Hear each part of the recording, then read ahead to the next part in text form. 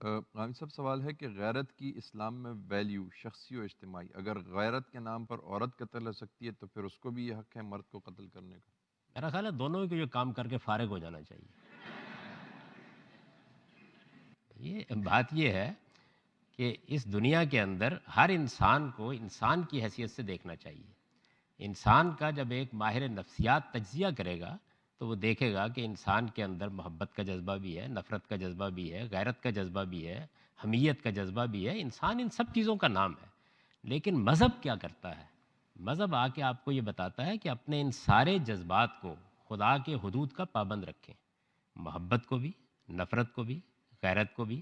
مذہب یہ بتانے آیا ہے، آپ کی غیرت کے تقاضے پورے کرنے کے لیے نہیں آیا. وہ تو یہ بتائے گا کہ آپ کے اندر جو جذبات اللہ نے رکھے ہیں، خواہشات بھی ہیں، غصہ بھی ہے، انتقام بھی ہے، اس کو بے لگام نہیں ہونا چاہیے. جس چیز کو آپ تقویٰ کہتے ہیں وہ کیا چیز ہے؟ تقوی کا مطلب ہے حدود کے اندر رکھنا، لمٹس کے اندر رکھنا. تو غیرت کو بھی خدا کے حدود میں رہنا چاہیے، محبت کو بھی خدا کے حدود میں رہنا چاہیے، نفرت کو بھی خدا کے حدود میں رہنا چاہیے. تو خدا نے یہ بات واضح کر دی ہے کہ کسی انسان کی جان نہیں لی جا سکتی. شرک کے بعد سب سے بڑا گناہ زمین پر کسی انسان کو قتل کرنا ہے. اللہ تعالیٰ نے قرآن مجید میں بتا دیا ہے کہ جو انسان کسی دوسرے انسان کی جان لے گا وہ پوری انسانیت کا قاتل شمار کیا جائے گا. اور یہ قرآن مجید کی یہ آیت ایک لافانی آیت ہے. دنیا کے پورے مذہبی لٹریچر میں آپ کو اس کا کوئی مثیل نہیں ملے گا. قرآن مجید نے اس آیت میں صرف یہی نہیں بتایا، یہ بھی بتا دیا ہے کہ کن صورتوں میں انسان کی جان لی جا سکتی ہے. تو آپ دیکھیے کیا کہا ہے، من قتل نفسا بغیر نفس و فساد فی الارض فکانما قتل الناس جمیعا. کہ جس شخص نے ان دو صورتوں کے سوا، یعنی کسی نے کسی کو قتل کر دیا ہو یا کوئی شخص لوگوں کی جان مال آبرو کے درپے ہو کے نکل کھڑا ہو، فساد برپا کر رہا ہو، ان دو صورتوں کے سوا کسی کی جان لی، اس نے پوری انسانیت کو قتل کیا. آپ کو معلوم ہونا چاہیے کہ اللہ تعالیٰ کے ہاں اللہ کے رسولوں کی زندگی میں جو لوگ ہٹ درمی کی بنیاد پر ان کا انکار کرتے ہیں، جو سزا ان کی بیان کی ہے قیامت میں وہی سزا قاتل کی بیان کی. تو یہ معمولی درجے کا جرم نہیں ہے. غیرت، حمیت، کوئی چیز بھی اس کا باعث نہیں بن سکتی. نہ عورت یہ اقدام کر سکتی ہے، نہ مرد یہ اقدام کر سکتا ہے. اگر کسی کو کسی سے کوئی شکایت ہے تو اس کو عدالت میں جانا چاہیے، معاشرے کے پاس جانا چاہیے. اس کے رفع کرنے کے اسباب جو ہیں وہ قانون کے پاس ہوتے ہیں. قانون کو ہاتھ میں لینا یا اپنے طور پر کوئی انتقامی جذبے سے سرشار ہو کے اقدام کرنا، یہ رسالت مآب صلی اللہ علیہ وسلم کے الفاظ میں جاہلیت ہے. اور آپ نے فرمایا تھا کہ میں اس جاہلیت کو ختم کرنے کے لیے آیا ہوں. تو میری گزارش یہ ہے کہ اس کو کوئی چھوٹی سی چیز نہ سمجھیے.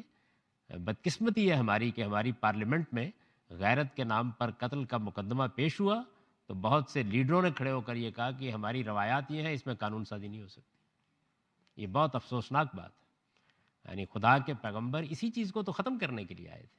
محبت، نفرت، غصہ، انتقام، ان سب جذبات کو انسان کے اندر رکھا گیا ہے بڑے اچھے مقاصد کے لیے. یہ بے لگام ہو جائیں، یہ خدا کے حدود کو توڑ ڈالیں تو پھر یہی چیز ہے کہ جو آدمی کے لیے دنیا میں بھی بربادی کا باعث بنتی ہے اور آخرت میں بھی.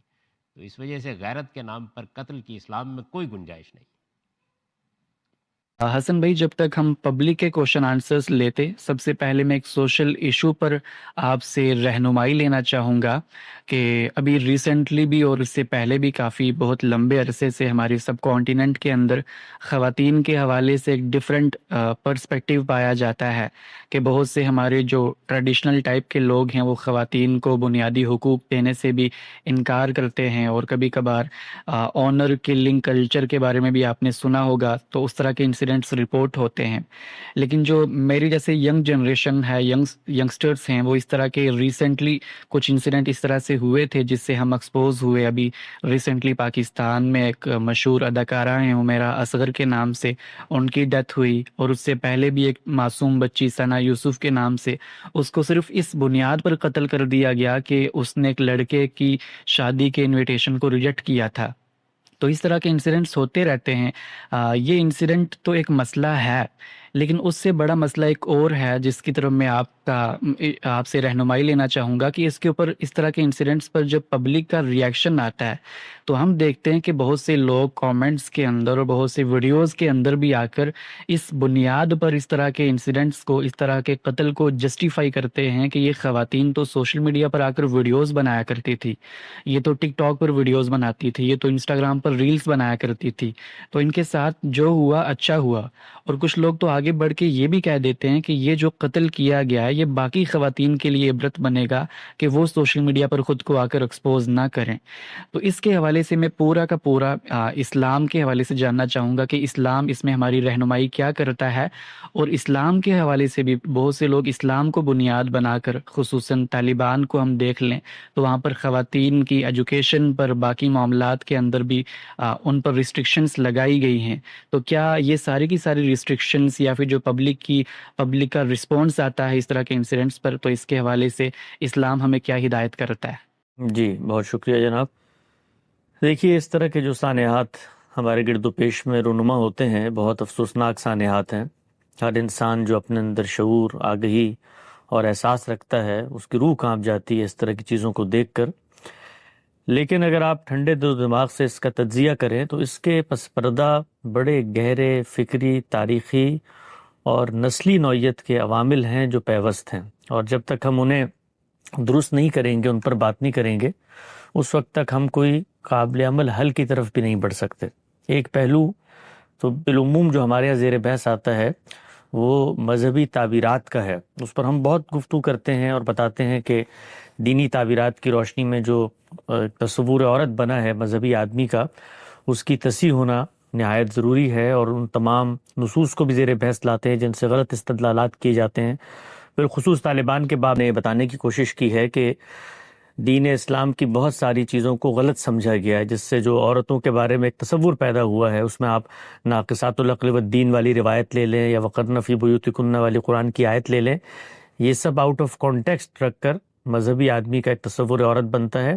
دین اسلام اس طرح کی باتیں نہیں کرتا، لیکن اس میں ایک پوری ڈیبیٹ ہے جو مذہب کے دائرے سے الگ ہو کر بھی کرنے کی ضرورت ہے، اور وہ جو ڈیبیٹ ہے وہ انسانیت کا مشترک مرض ہے۔ اس کے اندر کوئی تہذیب، کوئی نسل اس سے بالاتر نہیں ہے۔ کچھ موجودہ دور کے اندر تبدیلیاں واقع ہوئی ہیں عالمی طور پر، کچھ تہذیبی شعور اجاگر ہوا ہے، خود مغرب کے اندر حریت فکر، حریت افکار کی ایک لہر دوڑی، تو اس سے ان میں تبدیلیاں آ گئیں۔ ورنہ اگر آپ ماضی کا جائزہ لیں، کوئی 100 سال پہلے، 200 سال پہلے، تو پوری دنیا میں کم و بیش عورتوں کے بارے میں وہی تصورات تھے جو اس وقت آپ کو اس کے کچھ نظائر شواہد ہمارے بر صغیر میں نظر آ جاتے ہیں۔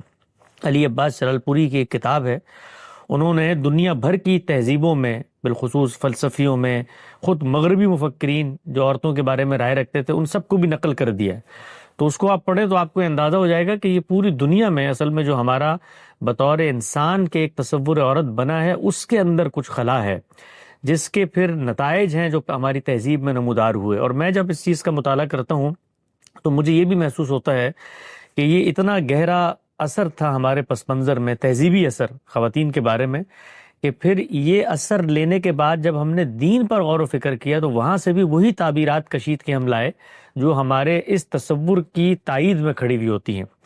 تو اس کے اندر جو پہلا گہرا عنصر ہے وہ مردوں کا دنیا کے اندر ڈومینیٹ کرنا ہے۔ اس کے نتیجے میں ایک پدر شاہی معاشرہ وجود پذیر ہوتا ہے۔ یہ بات ہم جانتے ہیں کہ مرد کو اپنی خلقت کے اعتبار سے جسمانی قوت اور صلاحیت زیادہ دے کر بھیجا ہے بنسبت عورت کے۔ یعنی یہ کوئی میں ڈسکریمنیشن کی بات نہیں کر رہا کہ اس پہ تحفظ نسواں کے لوگ آ کر کہیں کہ یہ میں نے کوئی ان کی حق تلفی کر دی۔ یہ حقیقت واقعہ ہے، دنیا کے اندر مرد آگے بڑھا ہے، مرد نے ہمت حوصلہ دکھایا ہے، مرد نے روزی روٹی کمائی ہے، مرد جنگوں میں نکلا ہے، مرد نے حکمرانی کی ہے۔ اس کا ایک نتیجہ ہے جو عقلاً مرتب ہوا، اور وہ نتیجہ یہ تھا کہ مرد ہی اصل میں دنیا میں اصل مخلوق ہیں۔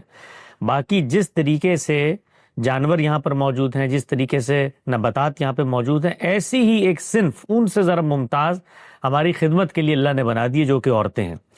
تو مردوں کا صدیوں تک یہ تصور رہا، اور اگر آپ خالصتاً عقل کی بنیاد پر اس چیز کا تجزیہ کریں تو اس تصور کو توڑنا آسان کام نہیں ہے، اس لیے کہ افادیت کے اعتبار سے یا مشاہدے کے اعتبار سے کوئی ایک نسل، کوئی ایک جنس اپنے تفوق یا برتری کا کوئی مقدمہ لا کر دنیا میں پیش کر سکتی ہے۔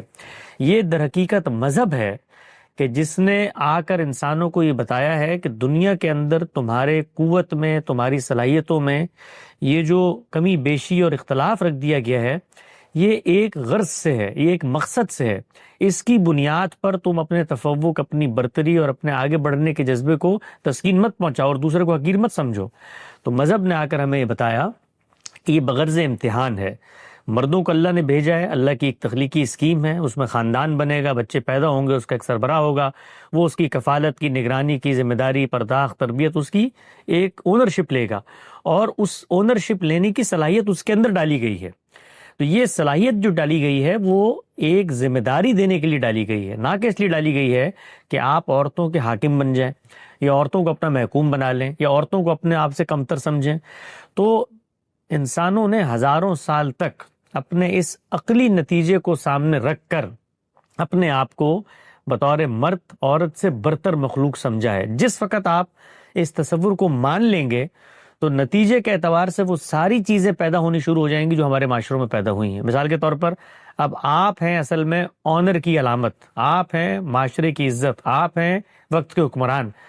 تو اب آپ کی عزت سے ہر چیز واجب ہے، پیوستہ ہے۔ اگر اس پر کوئی ٹھیس یا آنچ آتی ہے تو اصل میں یہ اب سامنے والے نے اس عزت کو پامال کر دیا ہے، تو گویا اس نے معاشرے کو پامال کر دیا، خاندان کو پامال کر دیا۔ اس سے آپ دیکھیں کیا چیز پیدا ہوئی کہ عورت اگر نکل کے کہیں پر اپنی محبت کا اظہار کر دے تو یہ مرد کی غیرت کے خلاف ہے، کیونکہ اس نے معاشرے میں مرد کی حیثیت کو چیلنج کر دیا ہے۔ اس کو یہ حق ہی نہیں تھا کہ وہ یہ فیصلہ کرتی کہ اس کو کسی سے محبت ہو گئی ہے۔ کیوں؟ کیونکہ وہ تابع تھی، یہ تصور تھا۔ اب اگر وہ تابع تھی تو ہر جگہ جہاں پر وہ اپنی حریت کا اظہار کرے گی، جہاں پر وہ اپنے ارادے اور اپنی خواہش کا اظہار کرے گی، ایک پدر شاہی معاشرے کے اندر وہ بغاوت کہلائے گی، وہ غیرت کے خلاف اقدام کہلائے گا، جس پر پھر ریوالٹ ہوگا۔ چنانچہ مردوں نے ریوالٹ کیا، اس سطح پر ریوالٹ کیا کہ دنیا کی تاریخ میں آپ یہ دیکھیے کہ بہت لمبے عرصے تک اس چیز کو بھی تسلیم نہیں کیا گیا کہ یہ عقل کی سطح پر ہمارے مساوی ہو سکتی ہیں، فیصلے کی سطح پہ ہماری مساوی ہو سکتی ہیں، یہاں تک کہ حقوق کی سطح پہ ہماری مساوی ہو سکتی ہیں۔ یہ مغربی معاشرہ جس کے آج ہم اور آپ گن گاتے ہیں کہ یہاں پر اتنی تہذیبی ارتقا ہو گیا، اتنی تبدیلیاں آ گئی ہیں، آپ صرف آج سے 50-70 سال پہلے یہاں پر جو یہاں کے حکماء، دانشور، فلاسفہ کا تصور عورت تھا اس کا مطالعہ کریں تو آپ کو اندازہ ہو جائے گا کہ بڑی مشکلوں سے ان کو انسان کا درجہ دیا گیا، اور کتنا ہی عرصہ گزر گیا کہ یہ قومیں جب جمہوریت نواز ہو بھی گئیں تب بھی عورتوں کے پاس ووٹ کا حق نہیں تھا، یعنی وہ سمجھتے تھے کہ عورت یہ فیصلہ کرنے کی پوزیشن میں نہیں ہے۔ تو یہ انسانیت کا مشترک مرض ہے، اور اس مرض کو کچھ چیزیں جلا بخشتی ہیں۔ اگر شعور، تعلیم، آگہی کی کمی ہو تو یہ مرض جو ہے یہ پھر نسلوں میں پیوستہ ہو کے اس کے ظہور آپ کو معاشرے میں نظر آتے ہیں۔ اسی طریقے سے قانون کی حکمرانی اگر نہ ہو تو ایسے معاشروں میں لوگ پھر اپنی غیرت کا بے لاگ اظہار کرتے ہیں، تو اس سے وہ جرائم وجود میں آتے ہیں جن کا آپ نے ذکر کیا۔ تو میں اس پہ مختصر تبصرہ یہ کروں گا کہ اگر ہم نے اپنے معاشرے کے اندر عورت کو صحیح مقام، صحیح اس کا تصور راسخ کرنا ہے تو اس کے لیے ہمیں اپنے معاشرے کو ایجوکیٹ کرنا پڑے گا۔ یہ ایجوکیشن دونوں پہلوؤں سے ہے، یہ دنیاوی پہلوؤں سے بھی ہے کہ اس چیز کو آپ سمجھیں کہ مرد اور عورت دونوں اپنے اپنے رول میں اس سوسائٹی کو آگے بڑھانے کا ناگزیر حصہ ہیں۔ یہ نہیں ہو سکتا کہ مرد اپنی محض قدرت اور طاقت کے ذریعے دنیا کو رول کر لے، اس کو ایک عورت چاہیے ہے، اس سے اس نے اپنی نسل پیدا کرنی ہے، انسانیت کی بقا اس پر مشتمل ہے۔ وہ عورت گھر پہ رکتی ہے، بچوں کی تربیت کرتی ہے، احساسات کا پیکر بن کے اپنے آپ کو ان سے وابستہ کر لیتی ہے، اسی سے دنیا آگے چلتی ہے۔ تو یہ دونوں کے جو رول میں تبدیلیاں کی گئی ہیں، اس تبدیلی کو ایک سماج کا حصہ ہم سمجھیں، نہ کہ اس کو اپنا فخر اور اپنی برتری سمجھنا شروع کر دیں۔ جب ہم یہ سمجھیں گے تو پھر عورت کمتر مخلوق ہوگی، جہاں پر وہ آزادانہ فیصلہ کرے گی ہم اس کو غیرت کے نام پر مارنے کی کوشش کریں گے۔ یہ پہلی چیز ہے۔ دوسری چیز یہ ہے کہ دین جو ہے، اللہ تعالیٰ نے ہمیں دنیا میں بھیجنے کے بعد ہمارا ہاتھ چھوڑ نہیں دیا، ہمیں پہلے دن سے یہ بتایا ہے کہ دنیا میں تم نے قائم بالقسط کیسے رہنا ہے، انصاف کیسے کرنا ہے۔ تو دین نے دنیا کو یہ روشنی دی ہے کہ عورتوں کے معاملات میں خدا سے ڈرو، عورتیں جتنی قربانی دیتی ہیں، جتنی ان کی کنٹریبیوشن ہے، اس کے لحاظ سے ان کے ساتھ معاملہ ہونا چاہیے. اور اللہ نے یہ بھی بتا دیا ہے کہ یہ تصور تم مت رکھو کہ دنیا کے اندر تمہیں اگر کوئی برتری حاصل ہے، تم اس وقت مثال کے طور پہ بریڈ ونر ہو، تو آخرت میں بھی یہی معاملہ ہوگا. ہم تمہیں بتانا چاہتے ہیں کہ دنیا میں تمہیں ایک اختیار دے کر بھیجا گیا اس لیے کہ تمہارا آگے حساب و کتاب ہوگا. تو جیسے تمہارا حساب و کتاب ہوگا ایسے ہی خواتین کا حساب و کتاب. دونوں معرض امتحان میں ہیں، تو دونوں کا برابر نتیجہ مرتب ہوگا، اور دونوں برابر اور جنت کے ابدی شہریت کی حیثیت سے مستحق ہوں گے، منتخب ہوں گے. تو اس چیز کو پیش نظر رکھو کہ برتری بغرض امتحان ہے. تو اگر ہم اپنے معاشرے میں دین کی ہدایات کی صحیح روشنی روشناس کرائیں گے اور لوگوں میں یہ جو فرسودہ نظام اور فرسودہ نظریات پہلے سے رائج ہیں ان کی تصحیح کریں گے، ایجوکیٹ کریں گے، اور پھر آگے بڑھ کے برابر سطح پہ قانون سازی بھی ہونی چاہیے. اور قانون کا جو روب ہوتا ہے، قانون کا جو خوف ہوتا ہے، وہ انسانوں کو آمادہ کرتا ہے خود تصحیح فکر کے لیے، غور و فکر کے لیے. تو یہ بھی ہونا چاہیے ہمارے، چونکہ برصغیر کی سوسائٹیز میں خود عدم استحکام ہے، سیاسی سطح پہ، معاشی سطح پہ، معاشرتی سطح پہ، تو اس سے قانون روبہ عمل نہیں ہوتا. ورنہ آپ دیکھیے کہ اس طرح کے کوئی 5-10 مجرمین کو عبرتناک آپ سزائیں دیں تو معاشرے پہ اس کا ایک اثر پیدا ہوتا. تو ہمارے یہاں وہ قانون ہی نہیں ہوتا، مقدمات ہی نہیں چلتے، اور جو مقدمات کرنے والے ہوتے ہیں، خود ریاست ہوتی ہے اس طرح کے معاملوں میں، وہ نقاب پوشی کر لیتی ہے. تو ہر سطح پر معاشرے میں جب کوئی برائی اس درجے کی پیدا ہو جائے تو جتنے سیگمنٹس ہوتے ہیں سوسائٹی کے، ان کو اپنا رول پلے کرنا ہوتا ہے. علماء کا بہت اہم رول ہے اس میں. یعنی علماء کا جو پرابلم پیدا ہوا وہ یہ کہ خود اس تہذیبی معاشرت میں پیدا ہونے کے بعد انہوں نے جو دینی نصوص کو نتھی کر دیا ان غیرت کی چیزوں سے، اس سے اب سوسائٹی اگر کوئی کام کرنا بھی چاہتی ہے تو وہ آگے سے علماء کھڑے ہو جاتے ہیں کہ تم بھی دین کے خلاف کام کر رہے ہو. تو اس سے اور مسائل پیدا ہوتے ہیں. تو علماء کی ذمہ داری ہے کہ وہ آگے بڑھیں، اس پہ غور و فکر کریں. مذہبی نصوص کی تو ری انٹرپریٹیشن ہوگی قیامت تک، اس کے لیے وہ آمادہ رہیں کہ ان کی فکر کو، اس کی تصحیح بھی ہوگی، لوگ اس کو انٹرپریٹ بھی کریں گے، اس پر تنقید بھی کریں گے. لیکن اس پر بھی غور کریں کہ بسا اوقات ہمارے کلچرل بائسز، ہماری مذہبی تعبیرات پر اثر انداز ہونا شروع ہو جاتے ہیں. آپ یہ دیکھیے کہ دلی کی اشرافیہ میں آنکھ کھولنے والے جو علماء ہیں ان کا تصور عورت دیکھیں، اور پنجاب کے معاشروں میں جہاں پر دیہات میں عورت مرد برابر کام کر رہے ہوتے ہیں ان کا تصور عورت اور تصور پردہ دیکھیں، آپ کو زمین آسمان کا فرق نظر آئے گا. یہی معاملہ آپ مدینے کے اندر دیکھ لیں. یعنی خود رسالت مآب صلی اللہ علیہ وسلم جس معاشرے میں تشریف لائے ہیں وہ ایک زرعی معاشرہ ہے، ایک قبائلی معاشرہ ہے. تو وہاں پر عورت مرد کی یہ تفریق ہے ہی نہیں جو شہری تمدن نے یا اشرافیہ نے پیدا کر دی ہے کہ آپ کے خلوت خانے ہیں اور اس کے بعد ان کے الگ جگہ بنی ہوئی ہیں اور وہ عورتیں آ نہیں سکتی، پالکی میں بیٹھیں گی، وہاں پتھر رکھ دیں گے، وزن محسوس نہ ہو، پھر ان کی خوبصورتی سے مقامی لوگوں کو دور رکھنا. یہ سارے معاملات وہاں نہیں تھے جو یہ برصغیر کی تہذیب میں آ کر پیدا ہوئے. تو وہاں مدینے میں آپ دیکھیے بے تکلف عورتیں جو ہیں وہ سفر بھی کرتی ہیں، وہ اونٹوں پہ بھی بیٹھی ہوئی ہیں، وہ فصلیں بھی کاٹ رہی ہیں، وہ سارے کام کر رہی ہیں، معاشرے میں شانہ بشانہ کھڑی ہوئی ہیں. لیکن جیسے ہی برصغیر کی طرف معاملہ آتا ہے تو چونکہ تہذیب کے اندر وہ مسائل ہیں، اور برصغیر کی تہذیب میں ایک اور بڑا مسئلہ ہے کہ یہ الہامی روایت سے بڑے لمبے عرصے سے دور ہے. تو ان کے ہاں جو عورتوں کے بارے میں تصور بالخصوص ہندو میتھولوجی میں بنا ہے، مسلمانوں نے بھی اس کے اثرات لیے ہیں اور اس کی روشنی میں پھر مذہبی تعبیرات کو ایڈجسٹ کرنے کی کوشش کی ہے. تو ایک لمبا کام ہے، ہمیں جہتی کے ساتھ ہمیں یہ کرنے کی کوشش کرنی چاہیے. یہ ایک دن میں ٹھیک نہیں ہو سکتا.